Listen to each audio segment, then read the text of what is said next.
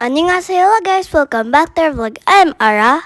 And I am Yumin. We are the co-sister student half Korean Pinay. Ayan, it's another day and it's another mini vlog na naman po kami.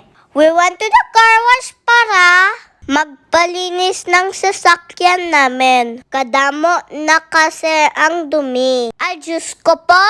Parang may ahas na sa loob. Ang daming kalat, ang daming basura, pati ng tain ng ibon sa taas ng sasakyan namin. Favorite niya ata magpupo sa car namin. Ay, ang ganda at shiny na yung sasakyan. Madulas na jud ang langaw, ani.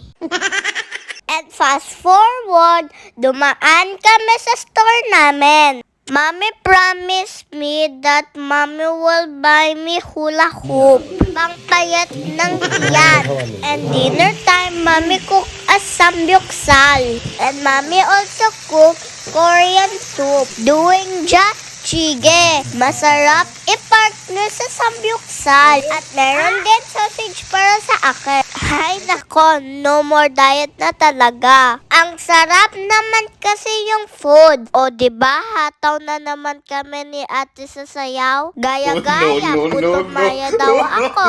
Ayaw mo ako pasayawin, ate? Pag sure, uy, tawa ka dyan, ate. At nagyaya si Apa, mag-coffee daw kami sa labas. Dahil gusto nila itry yung bagong open mochi cafe dito sa Pampanga. Yung name pala ng cafe ay Hakone. At malapit lang to sa bahay namin. At kahit umuulan, we went here. At ang daming tao. Kaya sabi naman kay Apa, we want to try here. At ang mura talaga ng mochi nila. We order ubi, chocolate, matcha, vanilla, and strawberry mochi. So we try it all at nag-share kami. Sa halagang 80 pesos, may masarap na mochi ka na. And you may want to the counter to ask what's the Wi-Fi password nila. Hindi yan libre, Ming. Baka pabayarin ka. It's free for me, ate, because ang daming ko order. Ate, why you ask also? Mag-TikTok ka na naman. Ay, kumanta pala.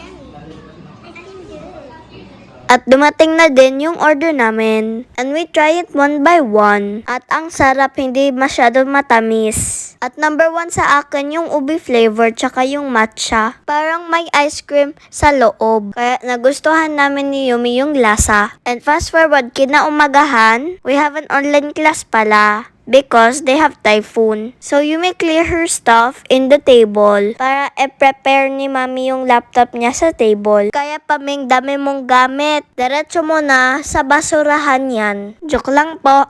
So I help you may log into her Zoom class. While si Mami naman ay nag-prepare ng mga gamit namin. So dito kami mag-o-online ulit sa kwarto namin. At snack time, favorite subject na ni Yumi, ang kain. At yung nanay-dragon namin ay nag-unli kape na naman para hindi daw siya maantok habang nag-online class kami. Ay, Diyos ko po, Mami!